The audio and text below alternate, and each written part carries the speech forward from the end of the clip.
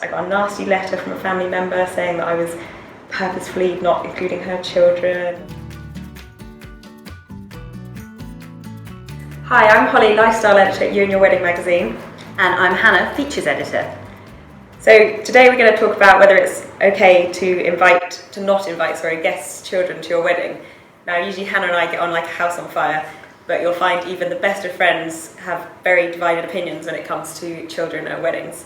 Personally, I definitely don't think you should always have to invite children to weddings. I didn't. It was a little bit of an issue with my guests, but I stand by what I did, and I definitely wouldn't invite children to my wedding again. You see, the thing is, I know that you're an incredibly lovely person, but I think that's a bit selfish, quite frankly, because you've got to think about minimising the disruption to your guests. I mean, it's not that easy necessarily to find a babysitter. I don't know, I don't have children, but you know, I imagine there are lots of logistics. You probably have to feed them. That's where save the dates come in. I had a whole year before my wedding. I sent out save the dates. People knew that the children weren't invited, but they still made a massive fuss about babysitters when it came to the final month. I was like, I've given you a year. Come on. Yeah, I guess though that people just don't trust anyone with their kids. Like, it's got to be someone who's qualified or a family member, and particularly if they're breastfeeding, the woman that is, how do they get out of the wedding to go and feed the baby? Well, this is going to sound terrible, but you can always say no to an RSVP. See, I think weddings, I know we always say your day, your way, but it's really your day and your guest day. And you've got to think about that. And I think it's lovely when there are loads of kids running around. But would you think it's so nice if, imagine this, you're saying your vows, you're about to say, I will, or I do, and then the baby screams or one comes running up the aisle or something. That would literally be my worst nightmare. Well, I have been to some weddings where there's been a bit of disruption in the ceremony, but everyone just thought it was really cute. You wouldn't know. I would not find that cute.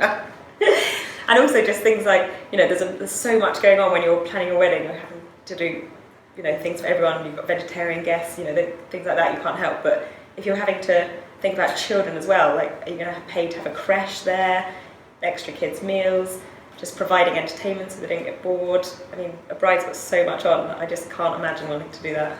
I think that's part of the fun. Thinking of all kinds of entertainment for different guests, different ages, and the kids' entertainment like giant Jenga and garden games like that. Adults love getting involved with that.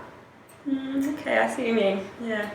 But then, what about when it comes to the evening? The children can't stay up till midnight, and I'd want all my guests there right till the end. I wouldn't want all the parents just evacuating the dance floor because they've got to go and put little Billy to bed. The guests I want to invite are people that I'm friends with and I'm family with.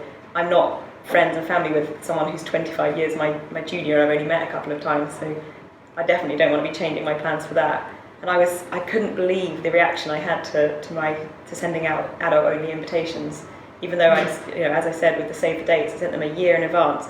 I still got I got a nasty letter from a family member saying that I was purposefully not including her children. And as a bride, I just don't think you want to be feeling that. Yeah, I see that, and I think the problem is that people with kids just get a bit passionate about their little ones, and so they feel that they're being insulted.